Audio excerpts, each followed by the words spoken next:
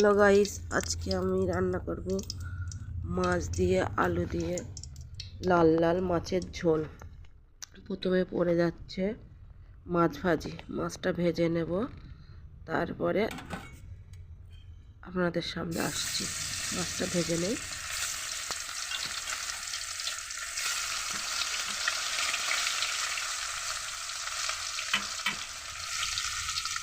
মাছটা ভাজা হয়ে গেছে, এবার মাছটা তুলে নেব। তুলে নেওয়ার পরে শুকনো ঝাল আর জিরে দিয়ে, প্রথমে একটু তেল দিয়ে শুকনো ঝাল আর জিরে দিয়ে ফোড়নটা দিয়ে দেবো। দেওয়ার পরে লাল হয়ে গেলে তারপরে পেঁয়াজ কুচি দিয়ে ভেজে নেব। পেঁয়াজ কুচি পড়ে যাবে, এই যে পেঁয়াজ কুচি পড়ে গেল। পেঁয়াজ কুচি পড়ে গেলে লাল লাল করে ভেজে নেব।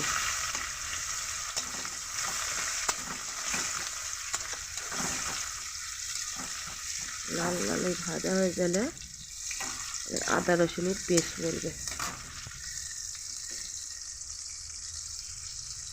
এখনো পড়িনি আদা রসুনের পেস্ট, এবং লাল লাল হয়ে গেলে আদা রসুনের পেস্ট পড়বে। বেশি লাল করি না, হালকা লাল। এবার আদা রসুনের পেস্ট পড়বে। এই যে আদা রসুন চলে আসছে।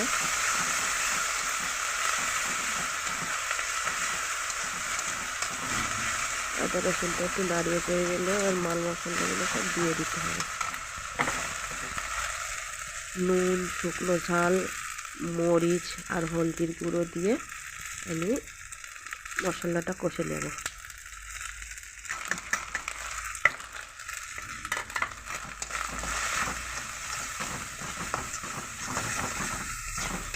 কষা হয়ে গেলে এবার টমেটো কুচি দিয়ে দেবো। টমেটো কুচি দিয়ে দেবো, নাড়িয়ে চিড়ে নিয়ে তাই টমেটোর কুচি দেবো।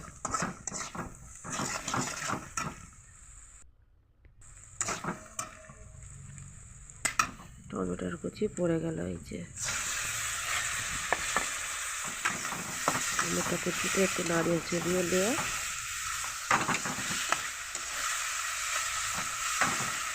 প্লিজ আপনারা কিছু মনে করবেন না, শর্ট জায়গায় করছি তো, তার জন্য একটু অসুবিধা হচ্ছে।